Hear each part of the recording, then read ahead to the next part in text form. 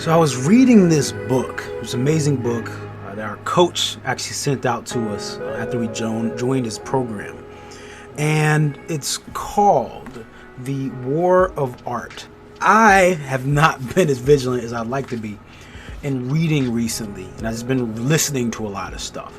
And so I went on a trip with my son out of town and took up this chance to finally reconnect with some words on some pages. And when I cracked this thing open, I didn't know what to expect.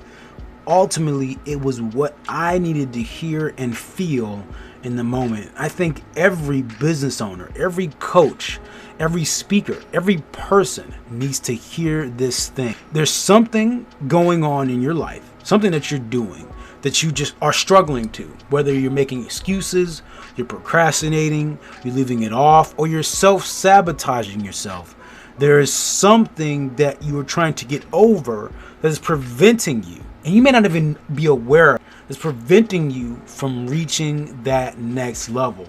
And so when I read this book, and I just didn't understand, again, in my own life, like what that thing was, this book put it in such a great way for me.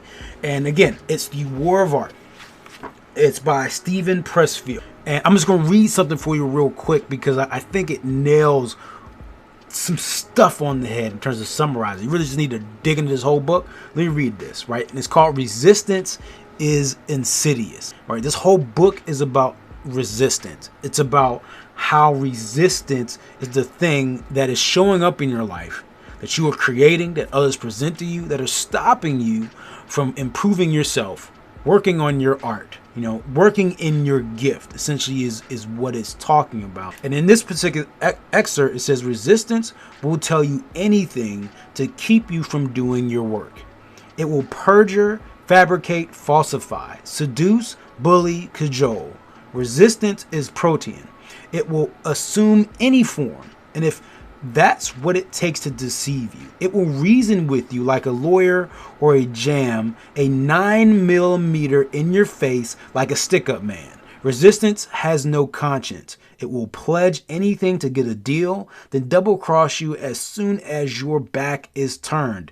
If you take resistance at its word, you deserve everything that you get. Resistance is always lying and always full of blank.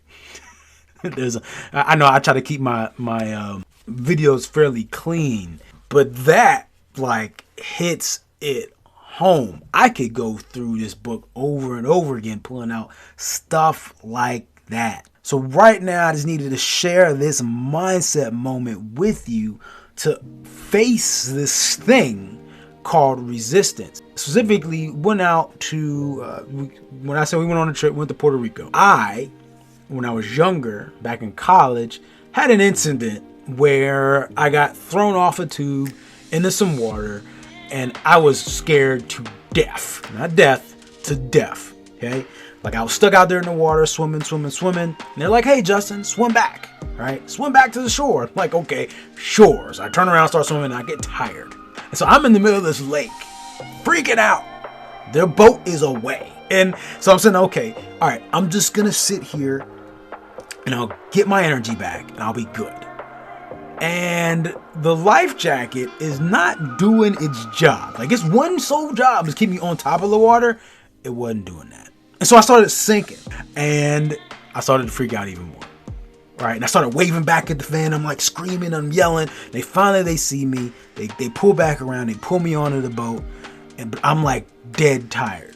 Right, I'm dead tired. They put me on the boat, and since that point in time, I've been scarred with the water. So fast forward to this weekend here, when I went and traveled with my son. We're at the beach.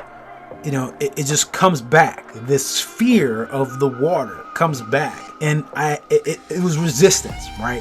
It was stopping me from spending and enjoying time with my son for his birthday. It was stopping me from experiencing the full breadth and width in this vacation, in this space, in this place. It was stopping me from being who I really was. And so I went out and I kind of sucked it up. Luckily the water was warm. Went out and I just faced it.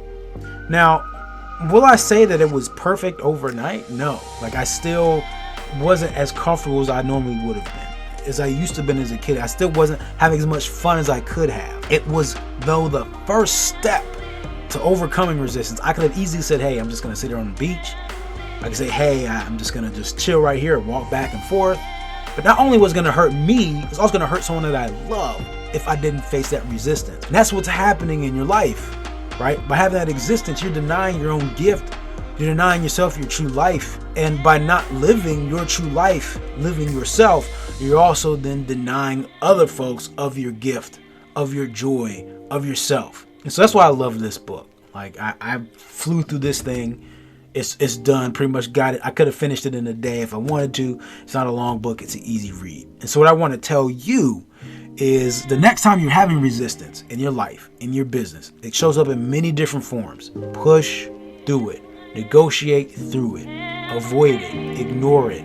You need to get through the resistance to get into all things that matter to you. That's my moment.